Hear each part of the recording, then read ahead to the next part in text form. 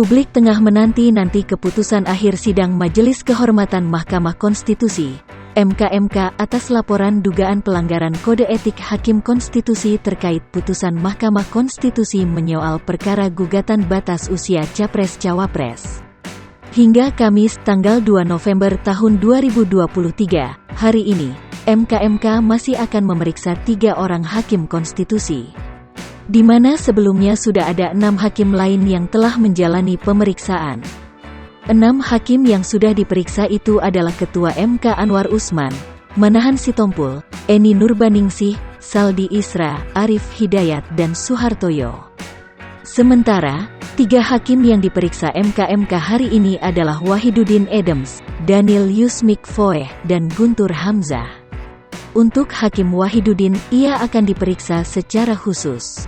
Mengingat, ia juga satu dari 3 anggota MK. Terkait putusan dari sidang MK itu, Ketua MK, Jimli Asidiki sebelumnya mengatakan akan diputuskan pada tanggal 7 November tahun 2023. Jadwal itu jelang sehari penyerahan Capres-Cawapres pengganti di KPU yakni dijadwalkan pada tanggal 26 Oktober hingga tanggal 8 November tahun 2023. Diketahui, MK mengabulkan gugatan soal syarat batas usia pencalonan presiden dan wakil presiden. MK menyatakan seseorang bisa mendaftar Capres-Cawapres jika berusia minimal 40 tahun atau sudah pernah menduduki jabatan publik karena terpilih melalui pemilu.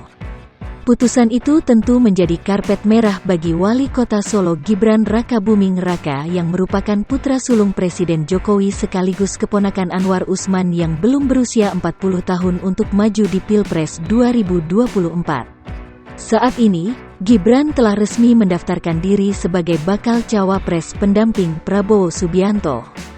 Sementara itu, pengamat hukum tata negara yang juga dekan Fakultas Hukum UNSUD, M. Fauzan memaparkan, bila merujuk pada hukum tata negara positif, sesuai dengan ketentuan pasal 24 CUUD 1945, maka apapun keputusan MK termasuk di dalamnya putusan No. 90 terlepas suka atau tidak, maka sejak diucapkan dalam sidang pleno yang terbuka untuk umum, maka putusan tersebut langsung berlaku dan tidak ada upaya hukum.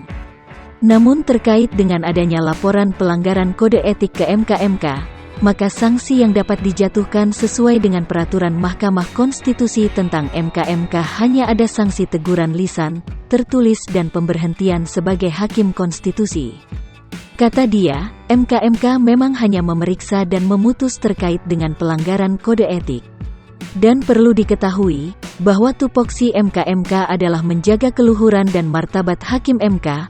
Oleh karena itu jika putusan MK ternyata para hakim terbukti dengan sah dan meyakinkan telah melakukan pelanggaran kode etik, maka dalam perspektif moral, putusan yang telah diambil tidak memiliki legitimasi secara moral, karena diputus oleh hakim yang telah terbukti melanggar kode etik. Karena itulah, kata Fauzan, perlu ada kajian kembali mengenai keputusan MK yang final dan mengikat. Kemudian untuk pembatalan putusan MK itu, menurut Fauzan ada 2 cara. Pertama, oleh MK sendiri atas perintah MK. Kedua, oleh MK yang memeriksa dan memutus laporan adanya pelanggaran kode etik. Subscribe JMN Channel untuk tonton short-short menarik lainnya, dan kunjungi laman portal jabarnews.com.